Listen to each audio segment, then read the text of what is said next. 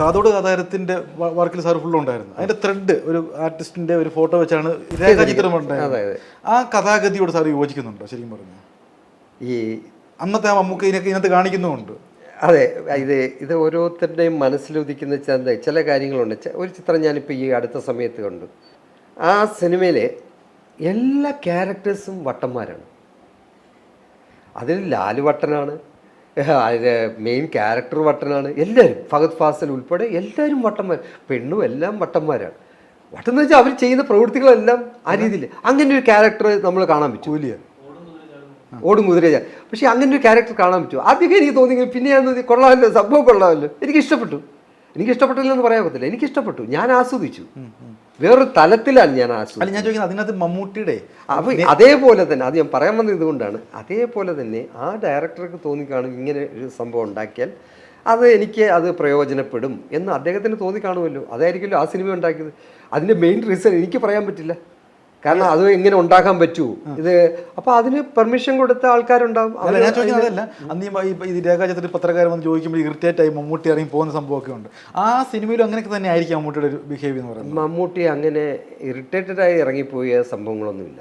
മമ്മൂട്ടി ഒരിക്കലും അങ്ങനെ സെറ്റിലൊന്നും മോശമായി പെരുമാറുന്നതായിട്ട് എനിക്കറിയത്തില്ല. ഞാൻ ഒരുപാട് പടങ്ങൾ വർക്ക് ചെയ്തിട്ടുണ്ട്. അന്നും ഒരിക്കലും അഥർവം ഷൂട്ട് ചെയ്തുകൊണ്ടിരിക്കുന്ന സമയത്ത് പിന്നെ പുറത്തൂടെ ഓടി വരുന്നൊരു സാധനമാണ്. ഓടി വരുന്ന സമയത്ത് താഴെ മഴ പെയ്യുന്നുണ്ട്, ഓടി വരികയാണ്. ആ ഓടി വന്നിട്ട് അവരോട് പറയാനായിട്ട് വരികയാണ്. ഓടി വരുമ്പോൾ പുള്ളി ഇതേപോലെ നല്ല ഇതാണ്, തെന്നി കിടക്കുന്ന സ്ഥലമാണ്. അവിടെ കുറച്ച് ഓയിലോ എന്താ പറയുക, പുള്ളി തെന്നി വീഴുന്നൊരു സാധനമുണ്ട്. അവിടെ നിന്ന് എഴുന്നേക്കാൻ ശ്രമിക്കുന്ന എഴുന്നേറ്റ് ഓടുന്നൊരു സാധനം, നല്ലോണം നടുപിടിച്ചാൽ അവിടെ. ആ മനുഷ്യന് ഒരു തരത്തിലുള്ള വിഷമം, പുള്ളി പറഞ്ഞ് ഭയങ്കര പെയിൻഫുള്ളാണ്. നമ്മളോട് ആരോടും മോശമായിട്ട് പെരുമാറിയിട്ടില്ല പുള്ളി. എന്നാൽ എന്തുകൊണ്ട് നിങ്ങൾ ശ്രദ്ധിച്ചില്ല എന്ന് നമ്മളോട് ചോദിച്ചില്ല. വേറൊരു ആർട്ടിസ്റ്റാണ് ചോദിക്കുമായിരുന്നു. പണ്ട് പല നടന്മാരും എനിക്കറിയാം ചിലപ്പോൾ ദേഷ്യത്തിൽ പെരുമാറിയിട്ടുണ്ട്, നമ്മളത് സഹിച്ചിട്ടുണ്ട്. ഒരു പക്ഷേ ഒരു ആർട്ടിസ്റ്റിന് ഞാൻ മെയിൻ ആർട്ടിസ്റ്റിന്, ആ പേര് പറയുന്നില്ല, ഈ ആർട്ടിസ്റ്റിന് ഞാൻ ഡയലോഗ് പറഞ്ഞു കൊടുക്കുകയാണ്. ഡയലോഗ് പറഞ്ഞു കൊടുക്കുമ്പോൾ അദ്ദേഹം ഡയലോഗ് പറയുന്നത് എനിക്ക് കേട്ടാൽ മാത്രമേ എനിക്ക് തിരിച്ചതിൻ്റെ അടുത്ത പറയാൻ ഒക്കൂ. പതുക്കെ പറയുന്നത് പുള്ളി വളരെ ശബ്ദം അടക്കി വളരെ വായി വെച്ചേ പറയുള്ളൂ. അപ്പോൾ ഞാൻ പറഞ്ഞു, എനിക്ക് അപ്പോൾ ഷോട്ട് എടുക്കുമ്പോൾ പല ഇത് വെച്ചിട്ടെടുക്കും. ഇപ്പോൾ ദൂരം എന്നുള്ള ഷോട്ട് എടുക്കുമ്പോൾ സമയത്ത് നമുക്ക് കേൾക്കാൻ പറ്റില്ല പുള്ളി എന്താ പറയുന്നത്. അപ്പോൾ എനിക്ക് അവിടെ പോയി നിൽക്കാൻ പോകുന്നത് ഒച്ചത്തിലായിരിക്കും നമ്മൾ ഡയലോഗ് ഡെലിവറി ചെയ്യുന്നത്. അപ്പോൾ പുള്ളി പറഞ്ഞു, എനിക്കിതേ പറ്റുള്ളൂ, നീ എൻ്റെ ലിപ്പിൽ നോക്കിയോളൂ, നീ മനസ്സിലാക്കിക്കോളൂ.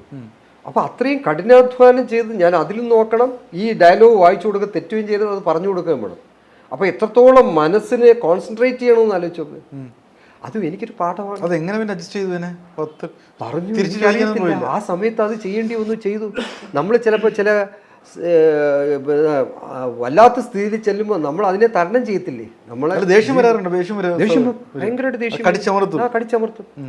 നമ്മളോടൊക്കെ പലരും കാണിച്ചിട്ടുണ്ട് ദേഷ്യം. അതേപോലെ തന്നെ കൊട്ടാരക്കര ശ്രീനാഥ് അഭിനയിക്കുന്നുണ്ടപ്പോൾ ഞാൻ സത്യത്തിൽ എനിക്ക് ചോമാഞ്ചം കൊണ്ടിട്ടുണ്ട്.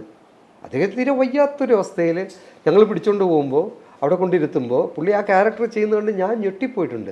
അദ്ദേഹം ഭരിക്കുന്ന ഒരു ക്യാരക്ടറല്ലേ പിന്നെ. അതെ. അപ്പം ഞാൻ പറയും അപ്പോൾ ഓരോരുത്തരുടെ ജീവിതത്തിലെ അനുഭവങ്ങൾ നമ്മളുടെ ഇതിൽ കൂടെ വരുമ്പോൾ നമ്മൾ അതിനെ എങ്ങനെയാണ് മനസ്സിലാക്കുന്നത്, എങ്ങനെയാണ് നമ്മളെ തിരിച്ചറിയുന്നത്, നമ്മൾ തിരിച്ചറിവുണ്ടാകണം.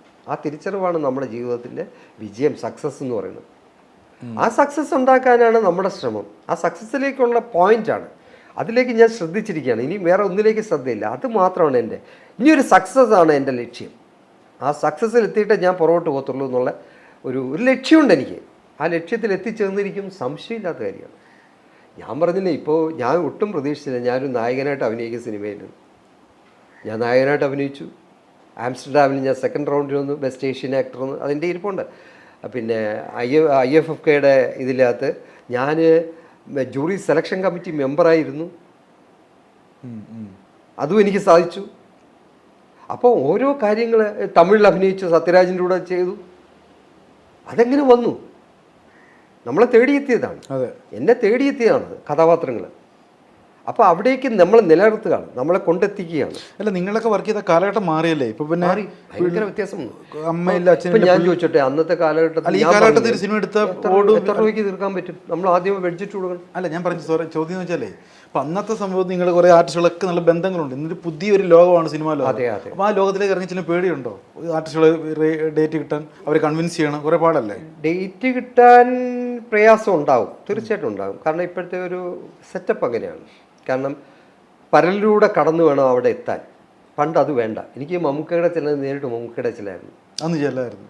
ലാലേട്ടൻ്റെ ചില ലാലേട്ടൻ നേരിട്ട് എല്ലാവരും.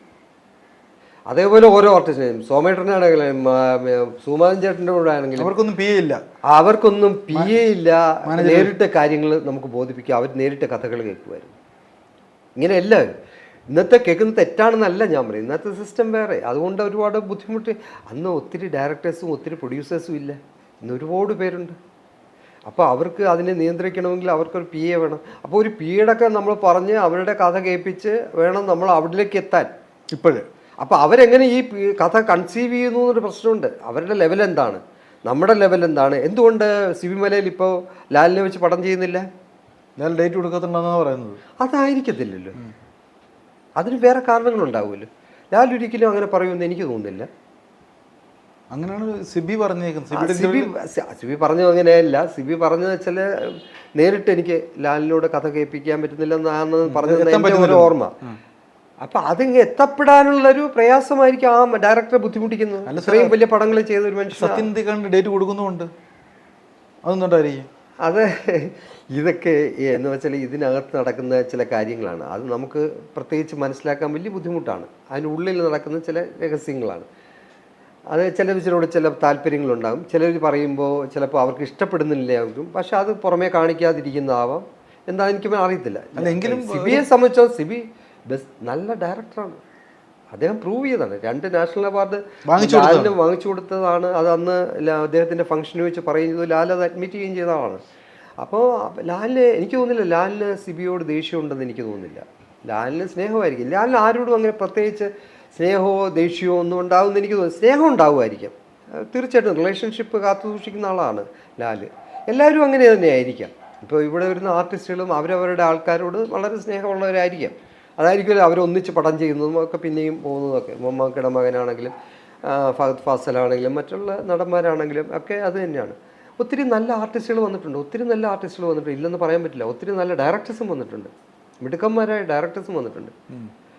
പക്ഷേ അവർ എത്രത്തോളം അത് കൊണ്ട് കീപ്പപ്പ് ചെയ്യുന്നു എന്നുള്ള കാര്യത്തിലാണ്. ഇപ്പോൾ സത്യന്തിക്കാടിൻ്റെ ഒരു ലൈഫ് പ്ലാൻ നോക്കിക്കഴിഞ്ഞാൽ, അല്ലെങ്കിൽ ജോഷിയേട്ടൻ്റെ ലൈഫ് പ്ലാൻ നോക്കി അത്രയും സമയം അവർ നിൽക്കുമോ എന്നുള്ളതാണ് ഇനിയുള്ള കാലത്തെ ഒരു വിഷയം. വെല്ലുവിളി അത് വല്ലാത്ത വെല്ലുവിളിയാണ്. കാരണം ഓരോ ദിവസവും പുതിയ പുതിയ ആൾക്കാരും പുതിയ ടെക്നോളജിയും വന്നുകൊണ്ടിരിക്കുകയാണ്. ആളുകളുടെ ടേസ്റ്റും മാറിക്കൊണ്ടിരിക്കുകയാണ്. നമ്മുടെ ആഹാരത്തിൽ വന്ന ടേസ്റ്റ് മാറ്റം പോലെ, നമ്മുടെ ജീവിതചര്യ വന്ന ടേസ്റ്റ് പോലെ സിനിമയിലും നമ്മുടെ ആസ്വാദന രീതിയിലും എല്ലാം വ്യത്യാസങ്ങൾ വന്നിരിക്കുന്നു.